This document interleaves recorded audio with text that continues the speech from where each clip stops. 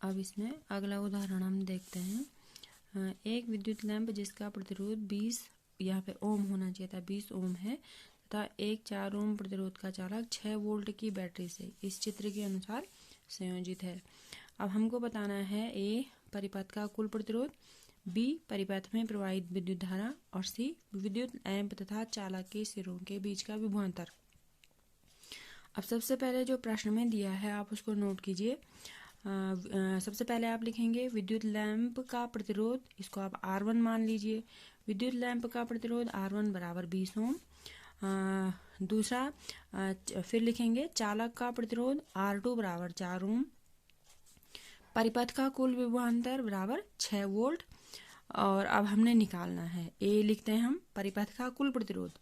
फिर हम इस परिपथ को बनाते हैं, परिपथ का चित्र बनाते हैं और फिर उसमें लिखते हैं क्योंकि परिपथ में विद्युत लैंप और चालक को श्रेणी क्रम में जोड़ा गया है, इसलिए श्रेणी क्रम का तुल्य प्रतिरोध R बराबर हो जाएगा R1 प्लस R2। R1 ये था, R2 ये था, दोनों को जोड़ के आप कुल प्रतिरोध का मान निकाल लेंगे। फिर B है परिपथ में प्रवाहित विद्युत धारा, यानी आपको I निकालनी है। अब फिर से प्रश्न में जो चीजें दी गई हैं आपने देखिए, परिपथ का जो परिपथ है उसका कुल विभवांतर आपको दिया गया है 6 वोल्ट और जो आपने अभी तुल्य प्रतिरोध निकाला है श्रेणी क्रम का तुल्य प्रतिरोध वो आपका R हो जाएगा।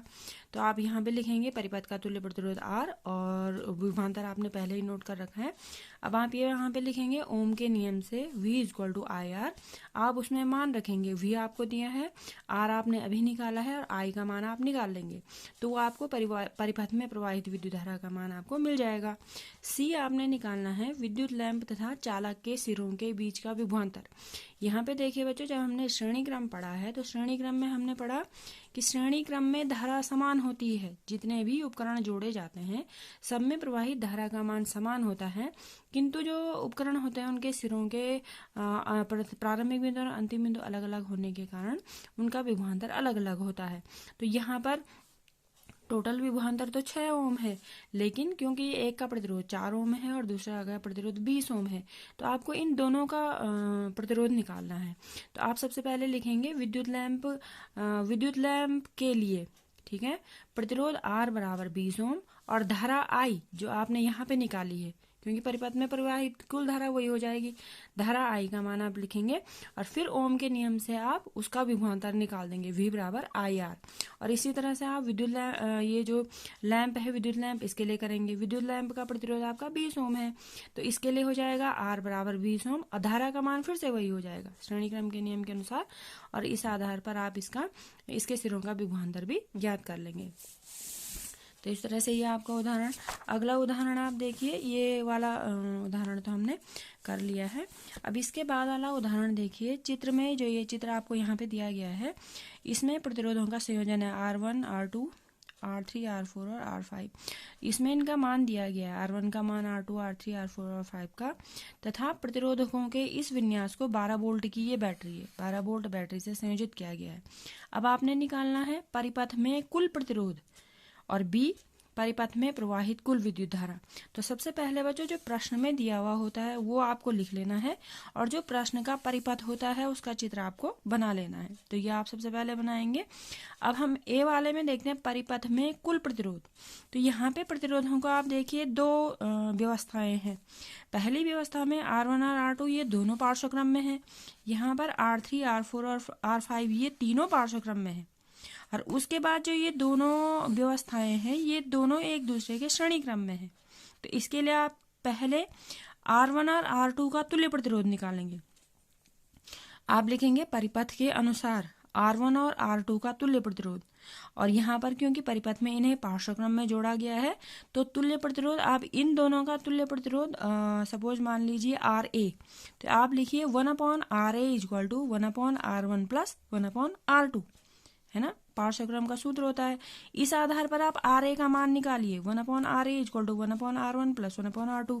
R1 की वैल्यू है 10, R2 की वैल्यू है 40, तो ये हो जाएगा 1/10 प्लस 1/40। फिर हर समान कीजिए और आपको RA का मान मिल जाएगा।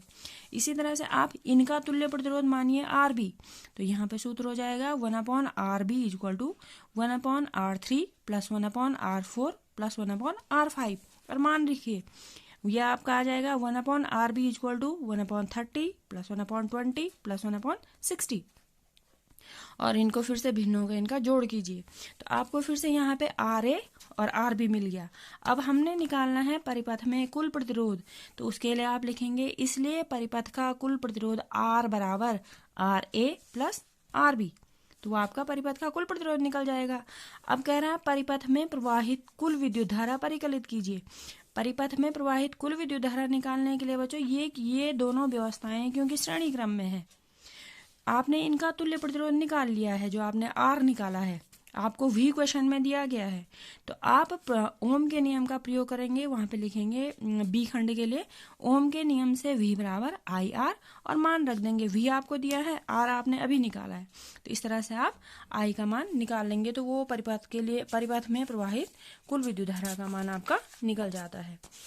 इसके बाद अगला क्वेश्चन देखिए, किसी विद्युत इस्त्री में अधिकतम तापन दर के लिए 840 वॉट की दर से ऊर्जा उपभुक्त होती है तथा 360 वॉट की दर से उस समय उपभुक्त होती है जब तापन की दर निम्नतम है। यदि विद्युत स्रोत की वोल्टता 220 वोल्ट है तो दोनों प्रकरणों के लिए विद्युत धारा तथा प्रतिरोध के मान परिकलित कीजिए। तो आप इसमें बच्चों दो प्रकरण हैं, पहला है अधिकतम तापन, दूसरा है निम्नतम तापन। ये तो आप सबसे पहले लिखेंगे अधिकतम तापन के लिए, अधिकतम तापन के लिए P वॉट में शक्ति होती है, शक्ति P बराबर 840 वॉट, ठीक है। फिर आप लिखेंगे निम्नतम तापन के लिए शक्ति P बराबर 360 वॉट। अब दोनों परिस्थितियों के लिए विद्युत स्रोत की वोल्टता बराबर 220 वोल्ट, ये आपने लिख लिया। अब आप फिर लिखेंगे अधिकतम तापन के लिए, फिर अधिकतम तापन के लिए पहले आपको निकालना है धारा, और आपको सूत्र याद होगा P बराबर होता है V इंटू I। जब आपने शक्ति P बराबर होता है V इंटू I, ये आप अधिकतम के लिए निकाल रहे हैं अभी।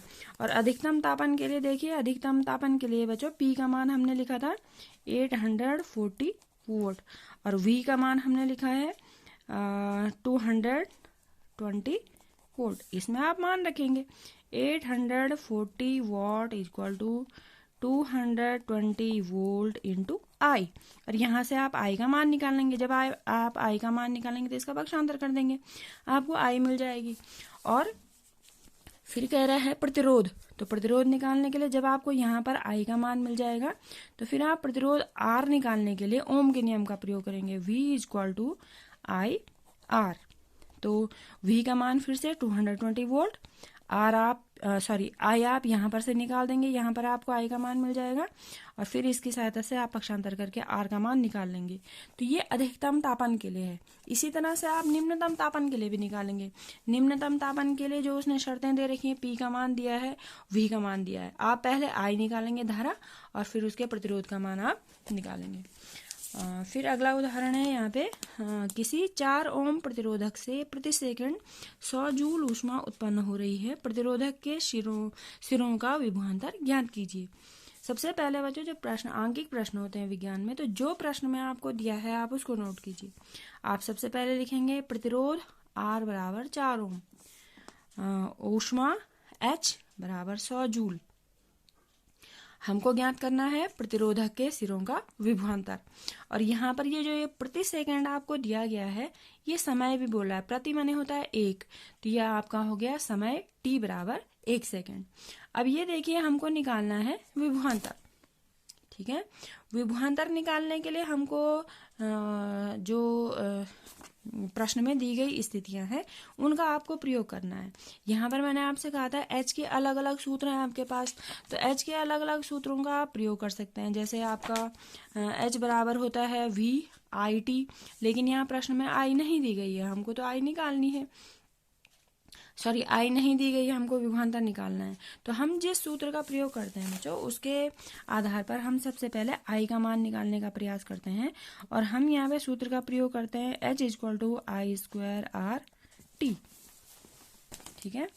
I स्क्वायर RT के आधार पर अब हमने देखिए प्रश्न में हमने देखा था H का मान है 100 जूल, 100 जूल इक्वल टू आई हम निकाल रहे हैं आई स्क्वायर इंटू आर क्वेश्चन में दिया गया है 4 ओम इंटू टी दिया गया है 1 सेकेंड। अब इसमें हमको आई स्क्वायर निकालना है। आई स्क्वायर अज्ञात राशि, आई स्क्वायर को छोड़ दीजिए, ये दोनों यहाँ आ जाएंगे आपके, ये हो जाएगा 100 जूल अपॉन 4 ओम गुणा 1 सेकेंड। ये आपका आ गया 100 और 4 कम 4 हो जाता है 100 जूल अपॉन 4 ओम सेकेंड। इसके बाद ये आपका हमको मिल जाता है 25 जूल प्रति ओम सेकेंड। ये आपको आई स्क्वायर का मान मिलता है। अब आपको आई निकालने के लिए इसका अंडर रूट करना होता है 25 और ये आपको इसका अंडर रूट करके बच्चों हमको एम्पियर प्राप्त हो जाता है। तो आई का मान अंडर रूट 25 आ जाता है, जो आपको सीधे सीधे पता है 5 एम्पियर आ जाता है। तो आपको धारा मिल जाती है 5 एम्पियर।